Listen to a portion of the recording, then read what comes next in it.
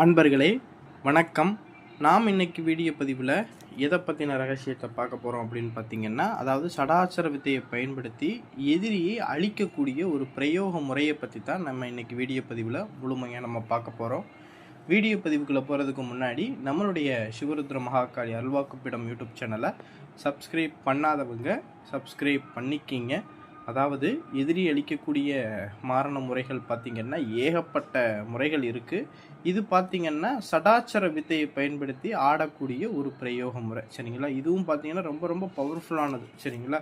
இதை ஒரு தடவை எதிரி மேலே இதை பிரயோகம் பண்ணியாச்சு அப்படின்னா எதிரி அதில் இருந்து மீண்டு வருவதற்கு ரொம்ப கஷ்டப்படுவான், சரிங்களா. அதுலேருந்து அவன் அவ்வளோ சீக்கிரம் மீண்டு வர முடியாது, சரிங்களா.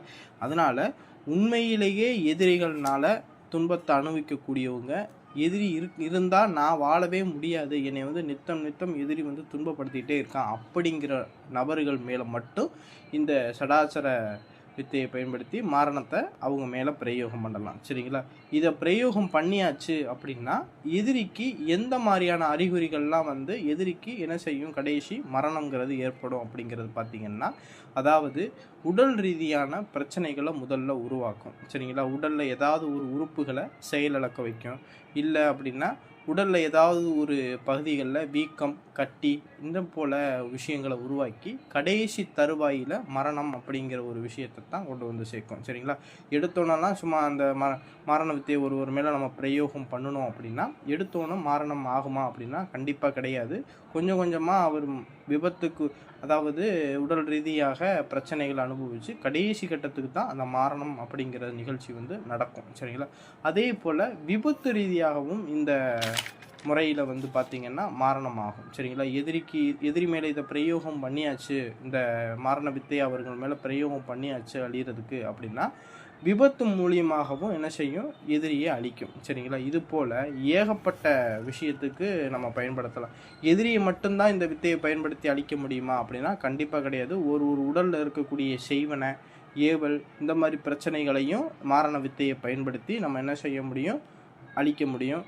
அதே போல் ஒரு உடலில் இருக்கக்கூடிய தீராத நோய், சரிங்களா. தீராத நோய், ரொம்ப பெரிய பெரிய நோயெலாம் இருக்குது பாருங்கள், அந்த நோயையும் நம்ம இந்த மாரண வித்தையை பயன்படுத்தி அந்த நோயையும் அழிக்க முடியும். இதே போல் ஏகப்பட்ட விஷயத்துக்கு இந்த மாரண வித்தையை பயன்படுத்தி நம்ம என்ன செய்ய முடியும், பயன்படுத்த முடியும், சரிங்களா.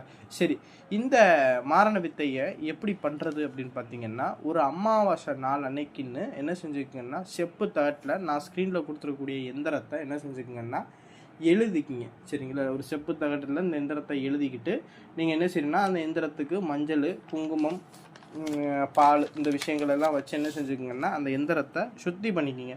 சுத்தி பண்ணிவிட்டு அந்த எந்திரத்துக்கு கீழே யார் அழியன்னு நினைக்கிறீங்களோ அவங்களுடைய பெயரை அப்படியே அந்த எந்திரத்துக்கு கீழே எழுதுங்க.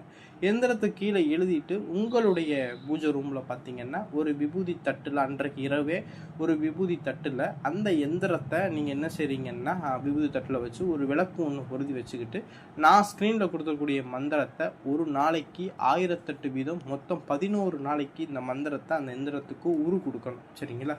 அந்த எந்திரத்தை உரு கொடுத்தீங்க அப்படின்னா அந்த எந்திரமானது உயிர் பெற ஆரம்பிச்சிடும், சரிங்களா. உயிர் பெற்ற பிறகு அந்த எந்திரத்தை அப்படியே சுருட்டி பஞ்சவர்ண நூலால் இல்லைன்னா கருப்பு கயிறால் என்ன செய்றீங்கன்னா இந்த மந்திரத்தை சொல்லிக்கிட்டு நீங்கள் என்ன செய்றீங்கன்னா அந்த எந்திரத்தை சுற்றி கட்டி அந்த எந்திரத்தை கொண்டு போய் மயானத்தில் இருக்கக்கூடிய எரிமேடை, அதாவது பிணம் எரிக்கக்கூடிய அந்த எரிமேடையில் கொண்டு போய் புதைச்சிட்டிங்க அப்படின்னா அந்த யாருக்கு அந்த எந்திரத்தில் பேர் எழுதி வச்சுருக்கீங்களோ அந்த நபர் பார்த்திங்கன்னா கொஞ்சம் கொஞ்சமாக உடல் ரீதியாகவும் மன ரீதியாகவும் ஒதுக்கப்பட்டு கடைசி நிலை மரண தருவாயில் கொண்டு சேர்க்கும். திருப்பி அவர் பாவம் நீங்கள் நினச்சிங்க அப்படின்னா அந்த எந்திரத்தை நோண்டி அதை எடுத்து ஓடுற தண்ணியில் கரைச்சிட்டிங்க, ஓடுற தண்ணியில் விட்டுட்டிங்க அப்படின்னா அவருக்கு பண்ணியிருக்கக்கூடிய அந்த மாரண பிரயோகம்ங்கிறது அழிஞ்சு போயிடும், சரிங்களா. இதுதான் மாரணம் ஆடக்கூடிய பிரயோக முறை. எக்காரணத்தை கொண்டும் இந்த பிரயோக முறையை தப்பே செய்யாத அப்பாவிகள் மேலே இந்த பிரயோக முறையை பிரயோகம் பண்ணிட வேணாம். ஏன் சொல்கிறேன் அப்படின்னா இது முழுக்க சடாச்சர வித்தையை, ரொம்ப பவர்ஃபுல்லான சடாச்சர வித்தையை கொண்டு பண்ணக்கூடிய ஒரு மாரண பிரயோகம். எக்காரணத்தை கொண்டும் இதை தவறான நோக்கத்திற்கு பயன்படுத்த வேண்டாம். உண்மையிலேயே எதிரிகள்னால நித்தம் துன்பத்தை அனுபவிக்கக்கூடிய நபர்கள் இதை தாராளமாக பண்ணலாம். சரிங்களா? இது உங்களுக்கு பயனுள்ளதாக இருக்கும். இந்த வீடியோ பதிவு பிடிச்சிருந்துச்சு அப்படின்னா நம்மளுடைய சிவருத்ர மகாகாளி அருள்வாக்கு பீடம் யூடியூப் சேனலை சப்ஸ்கிரைப் பண்ணாதவங்க சப்ஸ்கிரைப் பண்ணிக்கிங்க. நன்றி, வணக்கம்.